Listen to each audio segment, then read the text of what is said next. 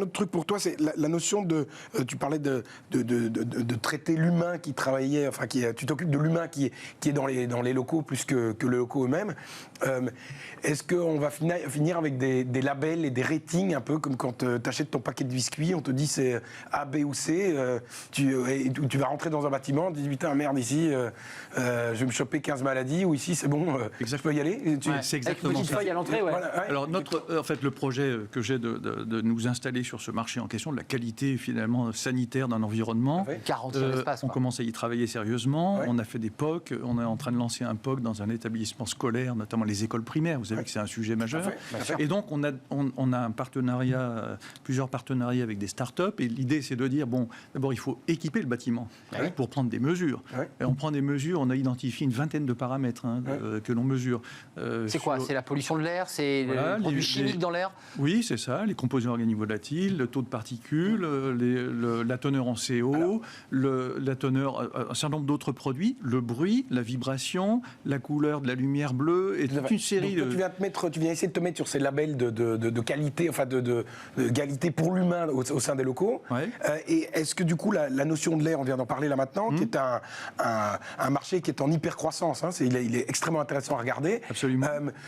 Toi, aujourd'hui, tu sors de la notion de je viens nettoyer, je m'arrange pour que l'humain soit au mieux dans ses locaux. C'est-à-dire que tu viens... Est-ce que le Elior Services de demain, c'est dépolluer l'air aussi? Et oui.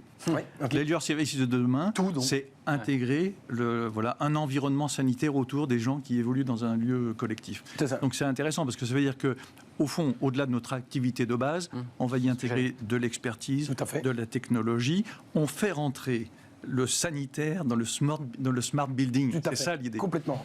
Mais ça vous oblige à switcher, excusez-moi, entre les personnes qui nettoient d'une manière traditionnelle avec la serpillière et le seau et des gants, et les techniciens qui viendront dans des écoles.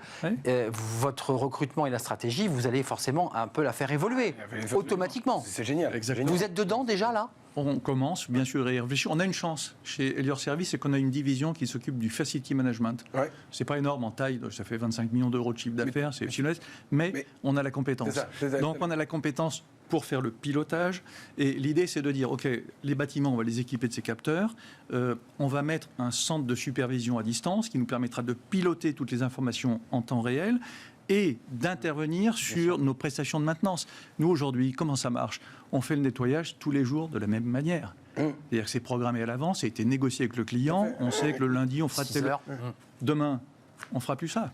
Demain, on ira là où les gens sont passés, où on ira en préventif, là où les gens vont passer. Grâce au numérique, d'ailleurs. Grâce au numérique. Donc il y a aussi une grosse transformation numérique. C'est de la domotique. Et au fond, la transformation, c'est ça qui me passionne, moi, c'est la raison pour laquelle, d'ailleurs, j'ai intégré ce groupe il y a quelques mois, c'est que c'est une aventure humaine extraordinaire, en vérité. C'est une aventure de transformation collective. Et